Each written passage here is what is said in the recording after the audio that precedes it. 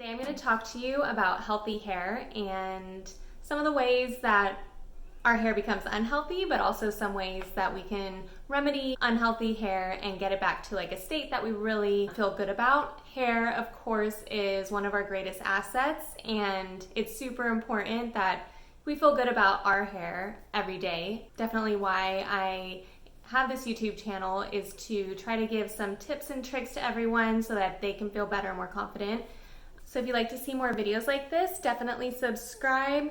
So there are several things we do to make our hair look good that actually makes our hair unhealthy. For example, highlighting, balayage, and heat styling.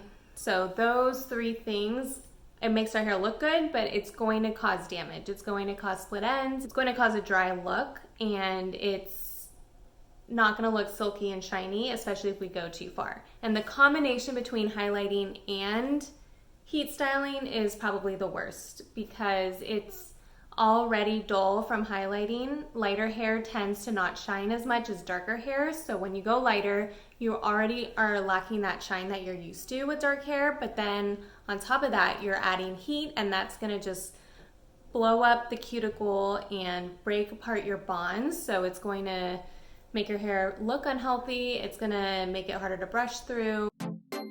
So personally, I am not willing to go without styling my hair. I like flat ironing, I like curling, and I like blow drying my hair. And I think it makes my hair look a lot better. So I would rather look for ways to make my hair, just take care of my hair as best I can, but I'm not gonna go natural. And so this video is to let you know some ways where you can continue to style your hair, but then where can you control how healthy your hair is.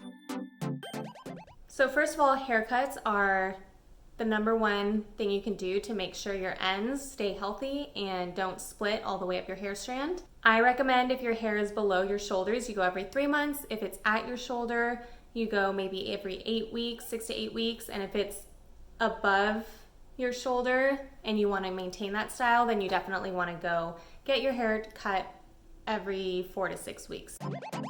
Another thing you can do to make sure you have healthy hair is, of course, watch your diet. Hair grows kind of like a plant, and it's super important to make sure you're getting enough water. That is going to be the foundation of just healthy skin, healthy hair. You definitely want to try to get your 2 liters of water, if not more. And nutrients are super important. So fresh vegetables, enough protein, get all your macronutrients in. Exercise, of course, is going to be important to stay healthy. Not only is it good for your body inside, it's also good for the outside of your body. Your hair is going to benefit from doing cardio. I oftentimes will notice that my clients' hair is growing so much faster when they're running and start biking, and I can tell that they switch something in their routine. So the most popular way to make your hair healthy is to take supplements like biotin and collagen. These are known to help grow the hair. I think it's always best to get it in your diet, in your food. However, taking a supplement definitely helps make sure that you're getting these nutrients. Now going back to how I was saying that styling your hair can be super damaging, products are going to help. So heat protection is going to act sort of like a sunscreen acts a block for your skin to make sure you don't burn. Heat protectant is similar for your hair. So it's just going to have an added layer of protection so that when you go in with a blow dryer or hot tool, it's going to ensure that your hair can be stronger and healthier long term. It's not a miracle worker. You can go past the point, you can break your hair with heat protection, but it will allow you to go a little bit further and a little bit longer in between your haircuts.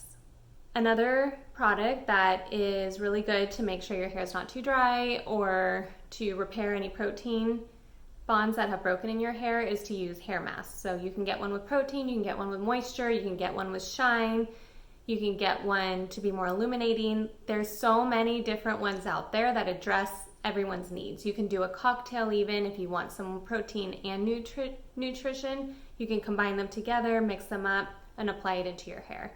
So don't be afraid to get everything you need. You can even do protein 1 week, moisture the next week. So make sure that you really are like looking at your hair and seeing okay, is it breaking? Do I need protein? Or is it really just dry and I just need moisture? Or do I need a little bit of both? And I'll probably do another video to show you how to do these treatments on your hair.